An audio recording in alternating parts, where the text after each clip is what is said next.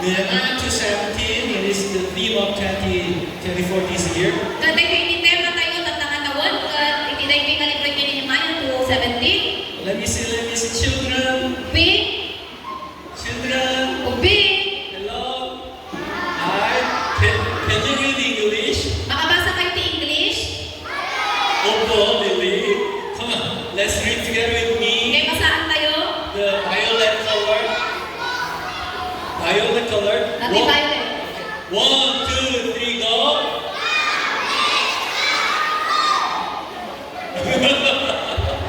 Let us Kanya? Let us. reveal. Okay. Young people, are you there? Kabataan. Young people. Kabataan.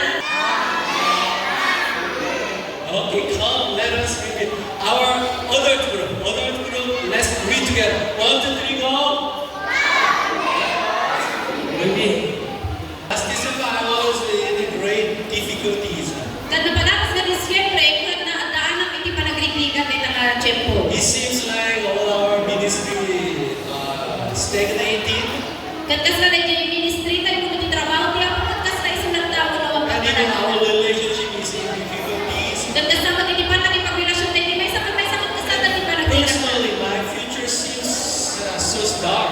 Kat kas na ipagaroon ko pa iti masabayan, kat kas na nagsimlan. That time, one morning, in our morning devotion, Kat may sa andam iti morning devotion me, God gave me this voice, kat ito niya po just tayo tingatingan. revealed. Kat kunanang mangbangon ka. So it is the word of God for me, revealed. Kat kunan niya po just kanya So mangbangon. from the time on, I've come to ask, how can you reveal that? Kat kunang binangon ko niya po just kasan ko kami man ito mangbangon. So through the book of Nehemiah, Kat babanit ini po iti Nehemiah. God helped to teach me how to reveal. Kat isusuro na niya po just kasan ko man iti panangbangon. As you shared before, Akas kasabak ini kada kayo. we always study the book of Nehemiah.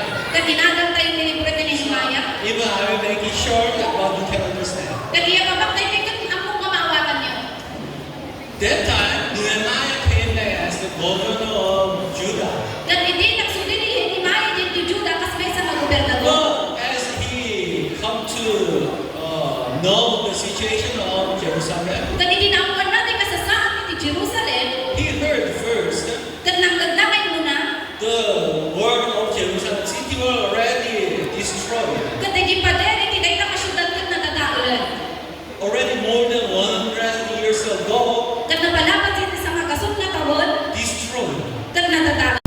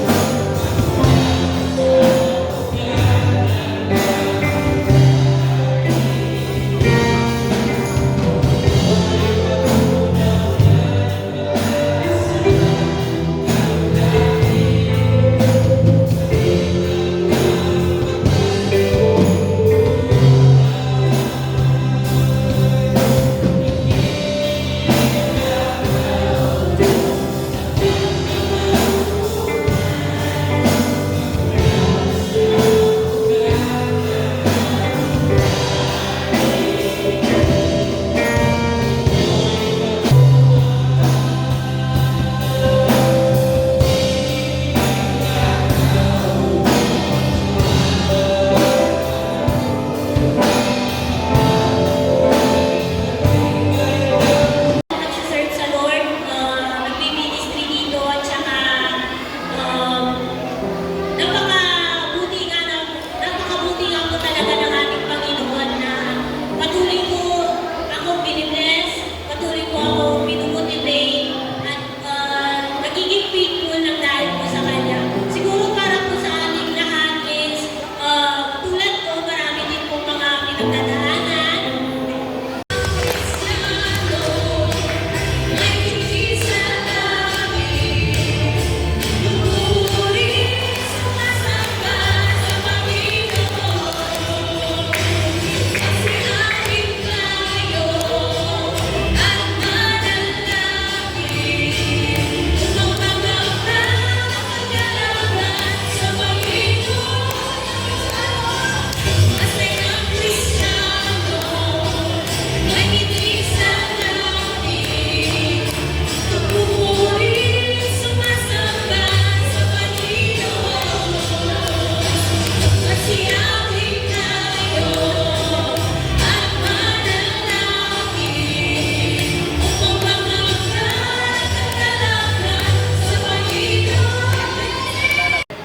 Their birthday, oh God, even the day is so different. But Lord, we know you love them, so you send them to this world.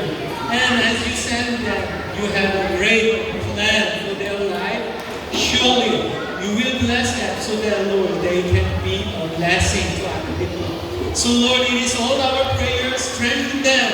And Lord, give them more anointing and wisdom and power and help. So that, Lord, in their whole life, they can glorify your name and they can be a great leader of your church. Yes, Lord, financially and spiritually and physically and emotionally, in all aspects, bless them so that, Lord, they can remember how good you are, and Lord, they can testify you are their Father. Thank you, God. As we celebrate once again, let all our heart be joyful in our heart. So, Lord, your heavenly joy upon all our celebrant together with us now and forever. Thank you so much, Lord. We bless your name in Jesus' mighty name. We pray. Amen. Praise the Lord.